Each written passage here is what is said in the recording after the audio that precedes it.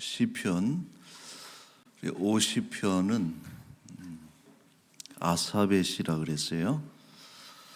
근데 이 아삽은 다윗 그리고 솔로몬에 걸쳐서 가장 이스라엘이 융성했던 그 시기에 성전 음악을 이끌어갔던 음악 지도자입니다.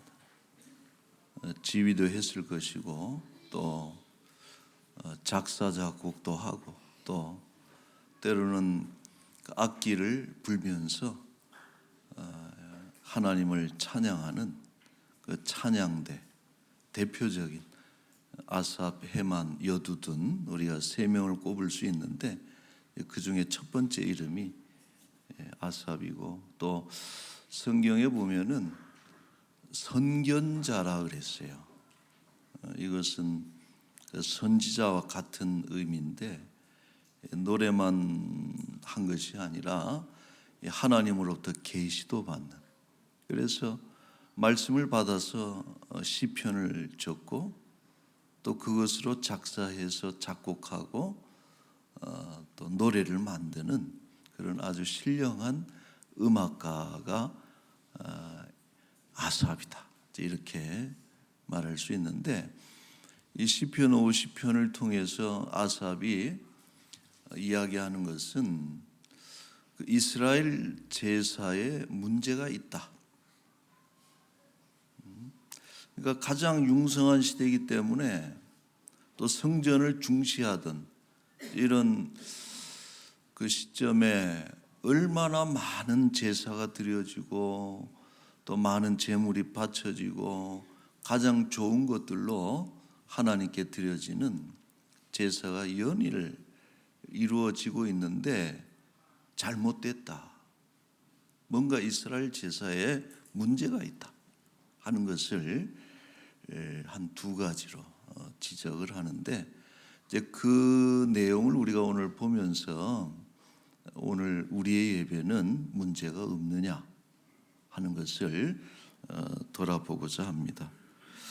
자, 하나님의 말씀이 어느 날 시인에게 이렇게 임하죠. 5절에 보시면은 나의 성도들을 내 앞에 모으라. 그들은 제사로 나와 언약한 이들이니라 하시도다.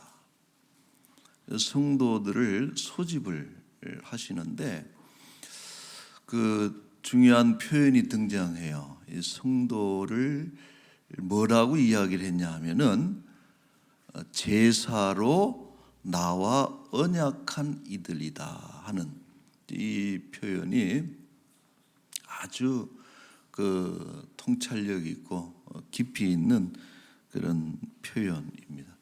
제사로 언약한 사람들이다.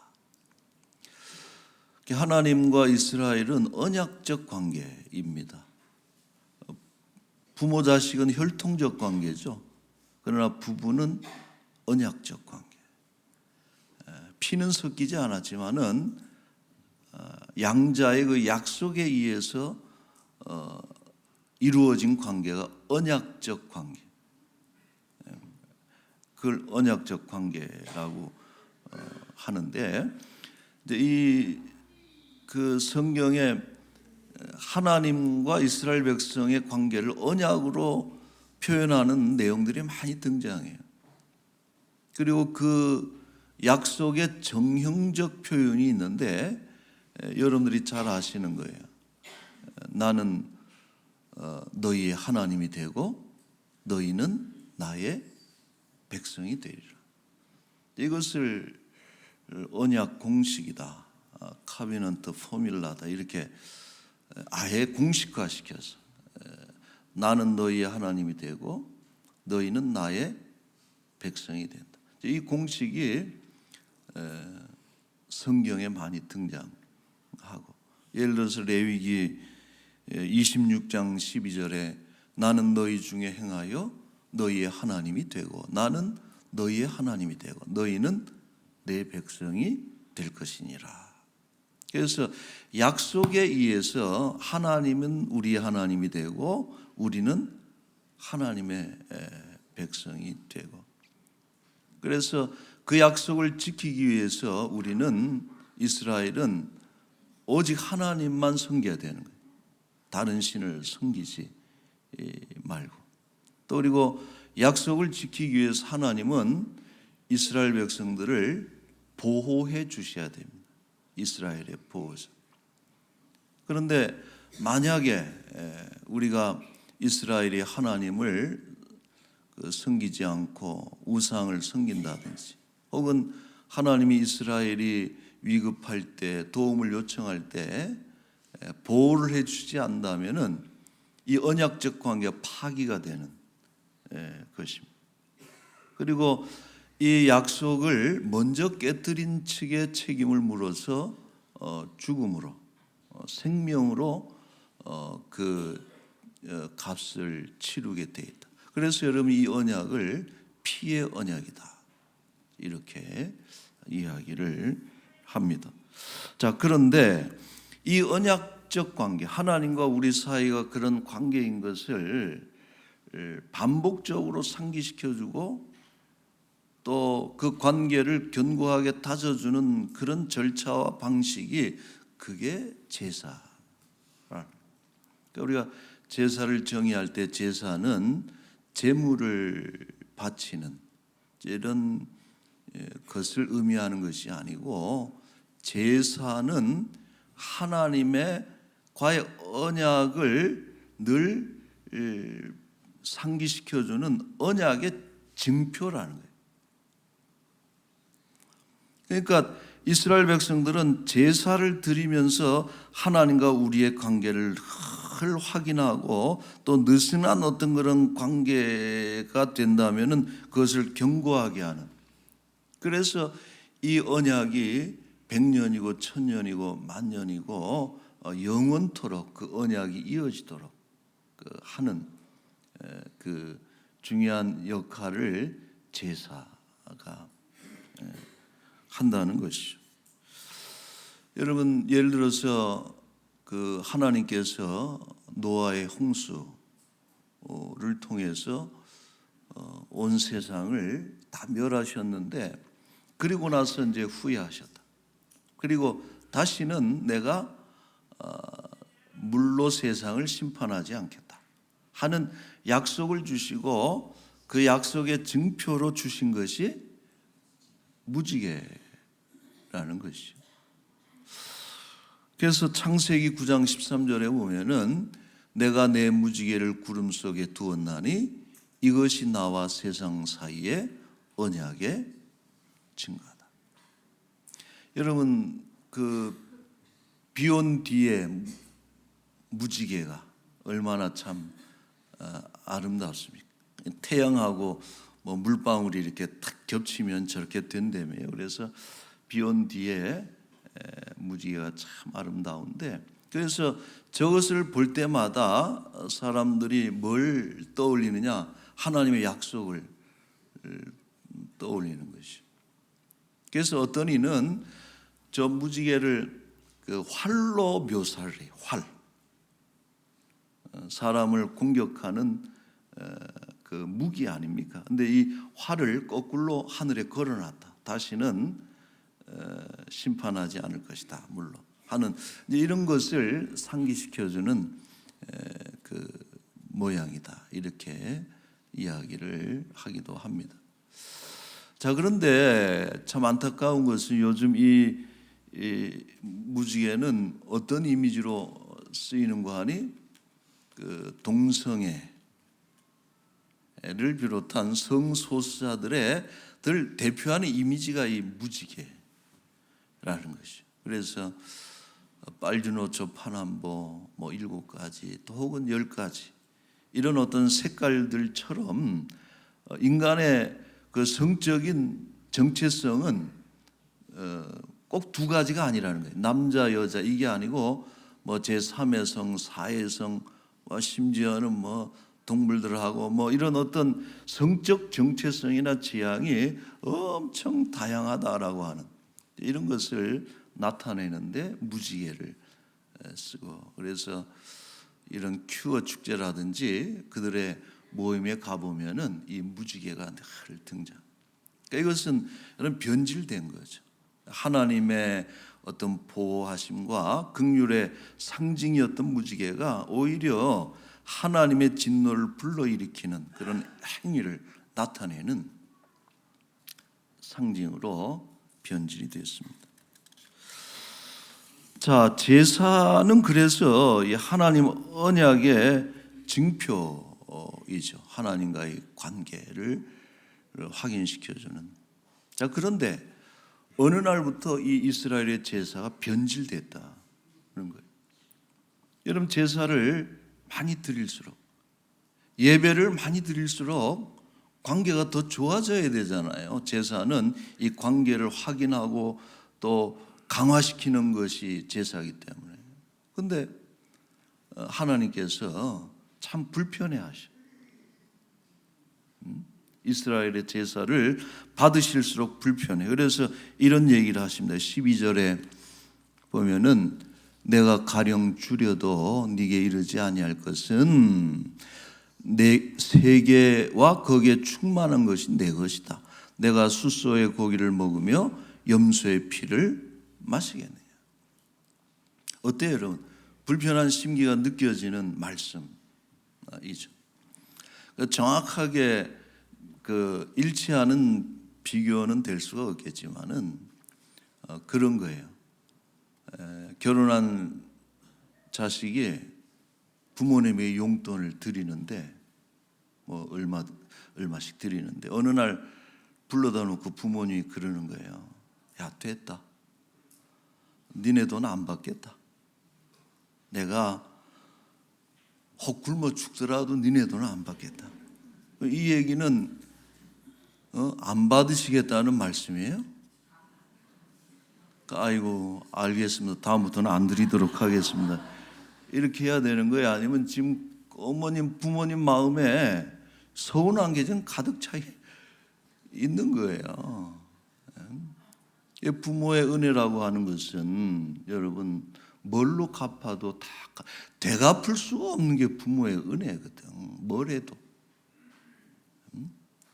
부모님께 드리는 것은 아낄 것이 없고 또 부모님께 드리는 것은 생색낼 것이 없는 것이 그것이 자식의 도리인데 이 자녀들이 그러는 거예요. 자기 쓸 것도 부족한데 부모님께 드리자니 아깝고 또 생색은 또 생색대로 어머니 이번에 우리 애가 영어 유치원에 들어가는데 그럼에도 불구하고 이렇게 드립니다. 이렇게 생색을 내 아끼고. 근데 부모님이 그거를 알겠어요, 모르겠어요? 아시죠. 그리고 편하실 리가 없죠. 그러니까 야, 됐다. 내 쓸 것 있다. 내가 너한테는 안 받겠다. 이런 어떤 말씀을 하시는 것인데 저는 이제 이 하나님 말씀 속에 그런 뉘앙스를 느끼게 되는 것입니다. 이런 제사를 드리는 이스라엘의 태도가 잘못된 것입니다. 하나님 은혜로 그래서 10분의 1을 드리는 것이고 만분의 1이나 10만 분의 1이라도 감사하는 마음을 표현하는 것인데 그거 드려놓고 하나님 이거 드셨으니까 이제 가만 계세요? 이제 우리가 기도하면 들어주기나 하세요? 이런 심정으로 제사하고 예배하니까 하나님이 당최 불편하고 받고 싶지가 않은 것이고 심지어는 성경에는 모멸감을 느끼신다 그랬어요. 말라기 1장 6절에 보면은 내 이름을 멸시하는 제사장들아 나를 공경함이 어디 있느냐. 눈먼 희생제물을 바치는 것이 어찌 악하지 않고 저는 것 병든 것 드리는 것이 악하다. 그것 총독에게 갖다 줘봐라. 기뻐하겠느냐. 당장 모가지 날아갈 텐데. 예? 세상의 왕에게도 드리지 못하는 것을 나에게 가져와서 드리는 나를 멸시한다. 하나님께서 여러분 생각해 보셨어요? 우리의 예배를 통해서 하나님의 모멸감을 느끼신다라고 하는 것은 심각한 문제죠. 더 충격적인 말씀은 이런 거예요. 1장 10절, 말라기 1장 10절에 보면은 너희가 내 제단 위에 헛되이 불사르지 못하도록 너희 중에 성전문을 닫을 자가 있었으면 좋겠다. 아예 그냥 성전 문 닫아버리고 라몬교회 문 닫아버리고 예배를 안 했으면 좋겠다. 그 꼴 보는 이네. 얼마나 충격적인 그런 장면입니까?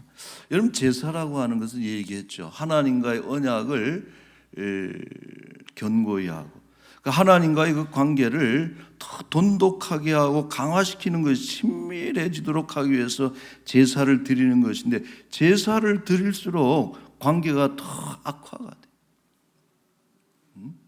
아삽이 본 것이 선견자이기 때문에 그래요. 수없이 좋은 제물들, 또 여러 가지 어떤 제목들을 가지고 제사를 드리고 예배를 드리고 하나님께 참 정성, 성의를 표시하는 것 같은데 마음이 잘못됐더라. 이스라엘의 가장 큰 문제. 여러분, 다윗, 솔로몬 때 가장 융성할 때 뭐가 두렵겠어요? 그러나 그 속에서부터 그들의 힘의 근원이 되는 하나님과의 관계가 악화되는 것에 대해서 아삽이 위기의식을 느끼고 그러지 말아라 하고서 이 시편을 지은 것이죠. 자, 두 번째, 아삽은 하나님이 이스라엘의 제사를 불편해 하시는 또 한 가지 이유를 이야기를 하는데 뭐냐 하면은 이스라엘 백성들의 삶이 악해요. 18절부터 그것을 언급하고 있는 거예요. 뭡니까? 도둑을 본즉, 그 17절부터 그런 거잖아요.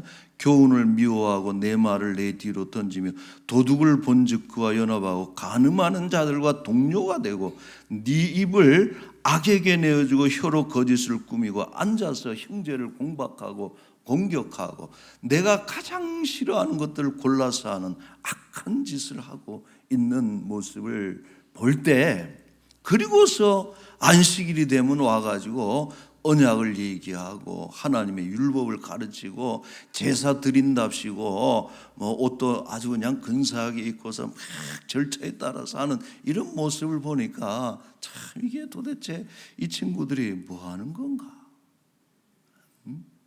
하는 이런 하나님 마음의 불편함을 느끼시고 이런 말씀을 하세요. 21절 말씀도 참 우리가 새겨야 돼요. 네가 이 일을 행하여도 내가 잠잠하였더니 네가 나를 너와 같은 줄로 생각하였다다.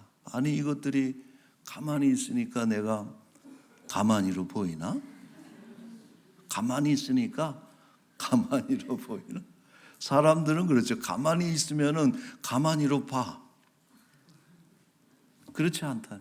여러분, 하나님의 침묵은 동의를 뜻하지 않습니다. 두 가지.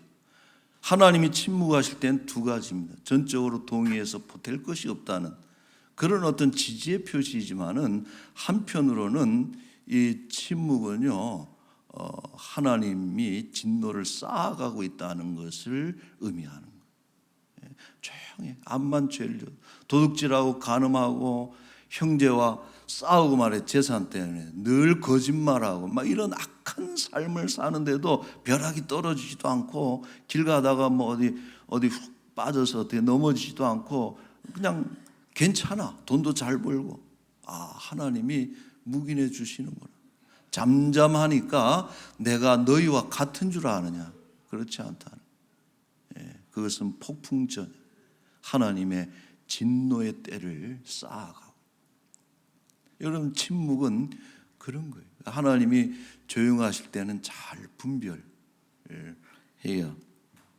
되는 것이죠. 여러분, 하나님은 그러므로 악을 행하는 사람들이 하나님께 제사를 드리는 것에 대해서 그거 제사 아니다라고. 이사야 1장 13절에 그래서 이런 말씀을 하시잖아요. 헛된 재물을 다시 가져오지 말아라. 분향이 가증이 여기는 것이고 월삭 안식일 대회로 모이는 것도 모이지 말아라.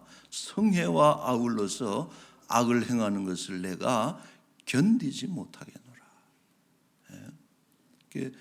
6일 동안 살면서 못된 짓은 다 해놓고 주일날 와가지고 하나님 사랑합니다, 하나님 존경합니다, 하나님 영광 받으십시오, 내가 그런 예배를 도대체 내가 힘들어서 못 받겠다 하는 이런 두 가지 불편함에 대해서 당시 여러분 정말 솔로몬과 다윗 시대가 융성하고 번영하고 그랬지만은 성경은 늘 그런 얘기를 해요. 이들이 번영할수록 범죄한다라.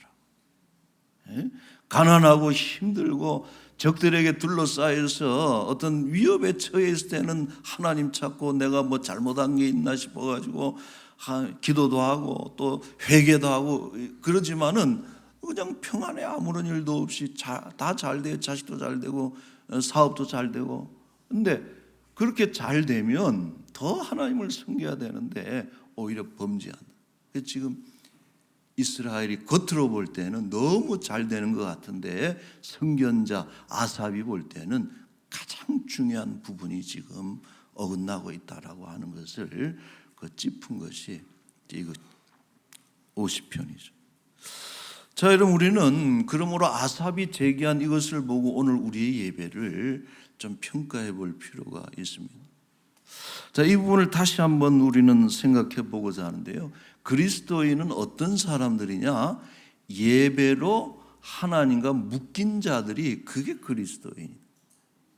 그리스도인은 하나님과 묶였는데 언약이 됐는데 뭘로 묶였느냐? 예배로 묶인. 그러니까 예배라고 하는 것은 너무 중요한 거예요, 여러분. 우리는 예배를 통해서 하나님과의 관계를 확인하는 것이고 예배를 통해서 하나님께 더 친밀하게 나아가는 것이고 예배를 통해서 우리는 하나님의 자녀가 되는 것이 예배가 매우 중요해요.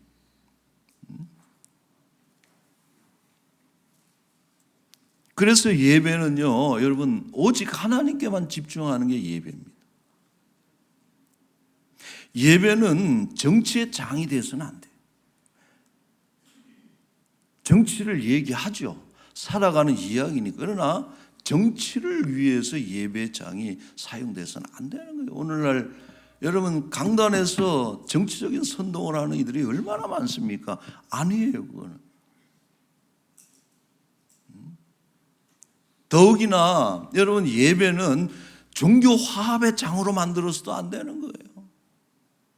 뭐 불교 기천불 다 모여서 그래야 세상이 편하다 그러고 종교는 그렇게 화합해야 된다 그러고 예배당에 모여가지고 예배를 드리고 그 정치화 종교 화합의 장이다 그래서 사회 어떤 통합의 역할을 한다고 그러고 만들어버린 데가 하나님이 얼마나 그게 보시면서 쟤네들 뭐 하는 거야 도대체.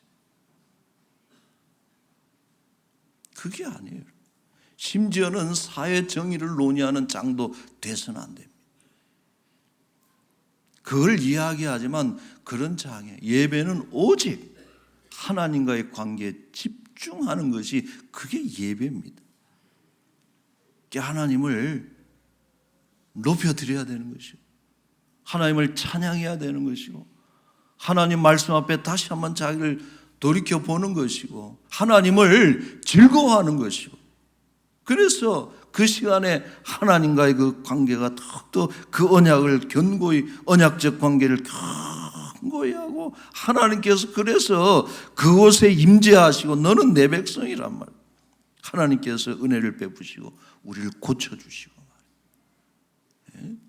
이런 여러분 하나님과 우리 그리스도인들의 연합의 장이 그것이 예배예요.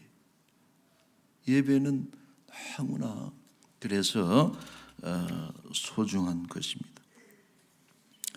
미가 선지자가 이런 질문을 해요. 6장 6절에 보면은 내가 무엇을 가지고 여호와 앞에 나아가며 높으신 하나님께 경배할까? 이거는 중요한 예배에 대한 질문입니다. 우리가 늘 물어봐야 될 것. 내가 무엇 가지고 하나님을 경배할까?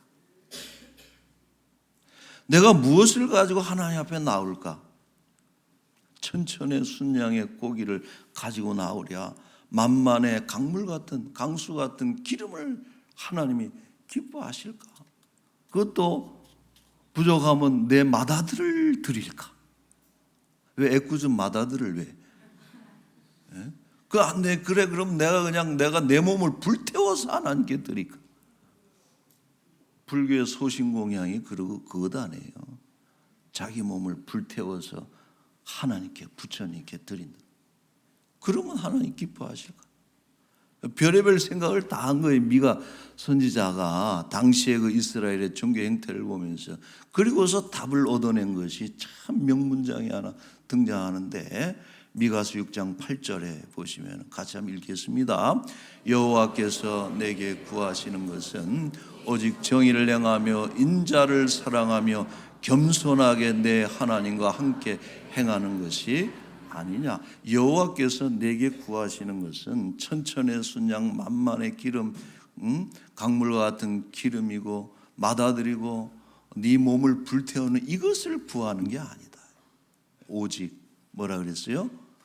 정의를 행하고, 오직 정의를 행하고 인자를, 사람을 사랑하고 하나님과 겸손하게 하나님과 함께 행하는 것, 동행하는 이것을 하나님이 원하시는 것이고, 이것이 진정한 예배라는 거예요. 여러분, 참 예배는 삶에서 드려지는 예배죠. 우리가 일주일 동안 살면서 정의를 행해야 되는 것이고, 사람을 사랑해야 되는 것이고, 하나님과 더불어 하나님의 뜻을 행하며 하나님과 같은 길을 걸어가고 말이에요. 그리고서 주일날 와서 하나님을 찾을 때에 하나님, 그것이 진짜 예배다. 우리 예배를 받아 주시는 것입니다. 자, 결론입니다. 여러분, 오늘 14절에 이런 말씀이 있죠. 감사로 하나님께 제사를 드리며 지존하신 이에게 내 소원을 갚으며. 감사는요, 우리가 하나님을 높여드리는 최고의 태도가 감사합니다. 우리가 부모님에게, 부모님을 봉양하고 섬길 때는 감사로 해야지.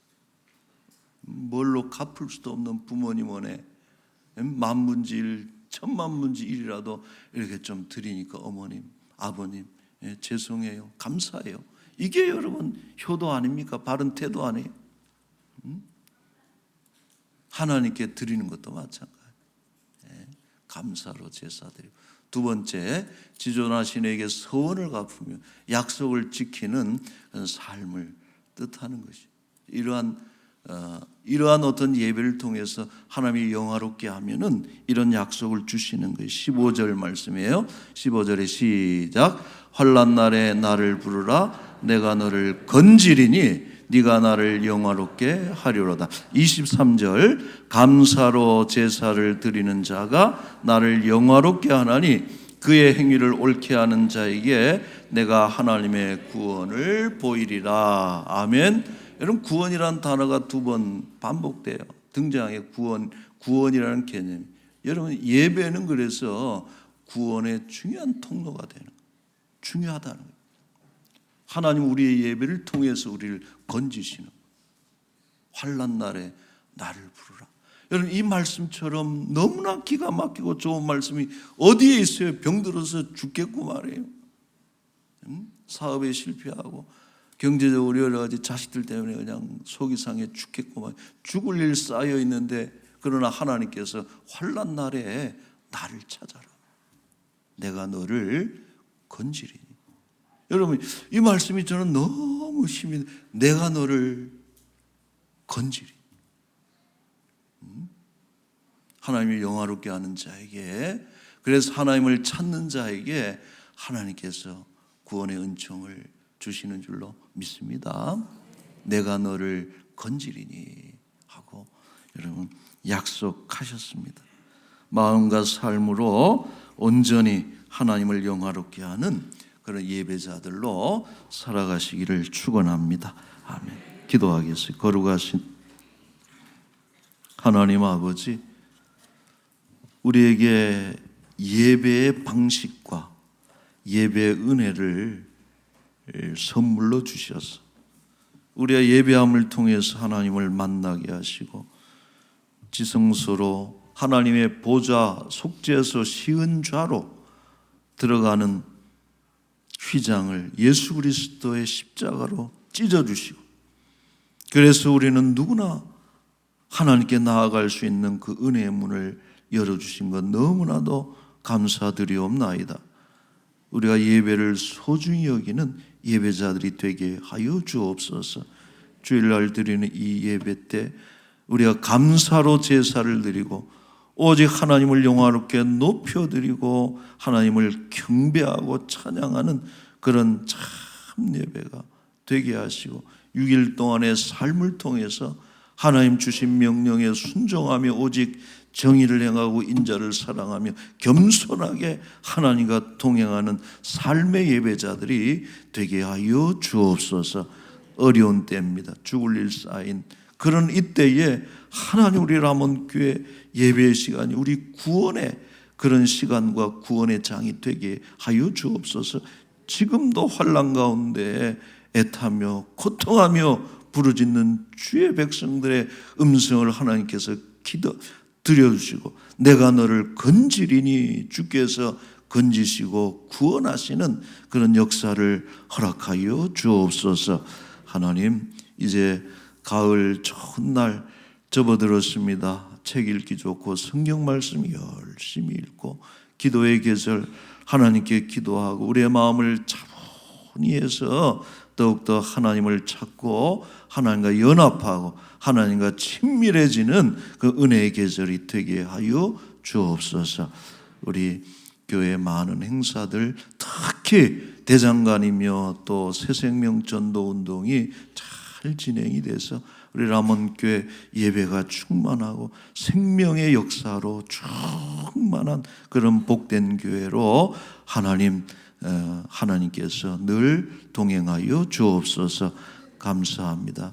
우리 가난하고 병든 사랑하는 지체들 오늘 이 말씀 기억하면서 환난 날에 부르라 내가 너를 건지리니 약속의 말씀을 의지하며 하나님을 예배하는 자들이 되게 하시고 또 그로 인해서 구원을 얻게 하여 주옵소서. 감사하며 걸어가신 예수님의 이름으로 기도하옵나이다. 아멘.